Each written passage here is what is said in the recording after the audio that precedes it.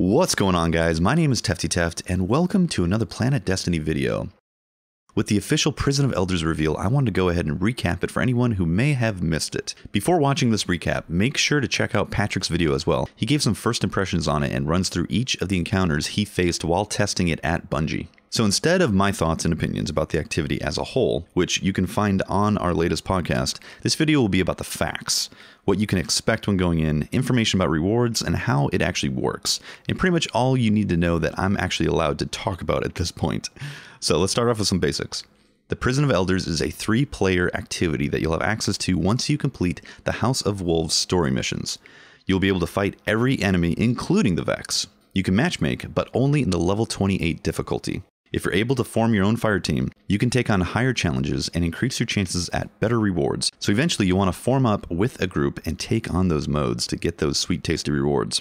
Now there are no checkpoints like in the raids, so if you leave, you're going to have to restart at the beginning. However, if you die on a round, you will restart at the beginning of that same round with the same modifier. In terms of specific modifiers, some can aid you and some can hurt. The level 32, 34, and 35 challenge modes are set experiences, so the modifiers are the same each time you go into it. In addition to the old modifiers like Solar Burn and Light Switch, which you will definitely see in there, there's 8 brand new ones as well. What you're seeing on screen is a list of all the new modifiers. The only one I'm not 100% sure about is Specialist, but if I had to guess, it would be like Small Arms but for special weapons. What's really cool is that the level 35 difficulty, which is the hardest mode called Skola's Revenge, will actually have 2 modifiers per round, so you could have Arc Burn and Grounded at the same time, for example. Speaking of difficulties, on screen you can see the various modes. Each mode has a different final boss, which you can see in the activity description. Before you get to the final boss, you'll have to fight through several rounds of either simply clearing out enemies, or taking out a VIP before it reaches a specified destination, or even defusing mines that appear at randomized locations. The hardest difficulty at level 35 actually adds a 6th round, where you'll face the primary antagonist of House of Wolves, a fallen Kel known as Skolas. I believe you'll first see him in the story, hunting him down, but only be able to kill him in the Prison of Elders. Now let's talk some weekly resets and rewards. The level 32 and 34 difficulties are referred to as challenge modes, and these rotate each week. The level 35 will always be Skola's Revenge though, but for level 32 and 34, the final boss won't always be the same.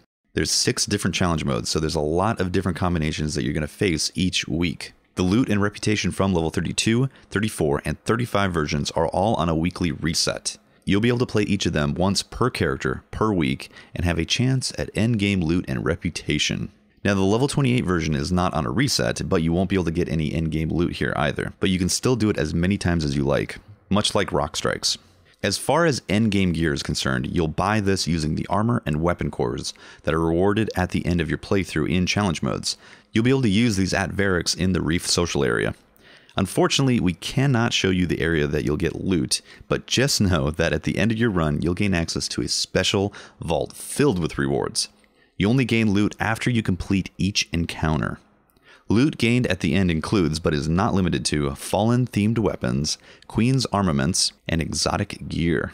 So to be clear, you can earn loot on every mode, but the level 28 mode won't allow you to get endgame gear. The Fallen-themed endgame gear is what you buy from Variks using the weapon and armor cores. This gear will not need to be ascended.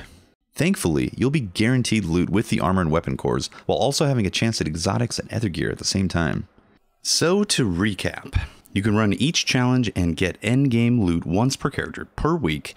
Challenge modes will rotate each week, and the modifiers for each challenge mode will stay the same. You can matchmake on the level 28 difficulty, but not on the challenge modes.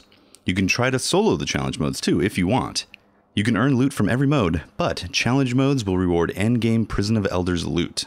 And once again, if you want full impressions with personal thoughts about the Prison of Elders in general, be sure to check out the latest podcast and all the impression videos that we published a few days ago.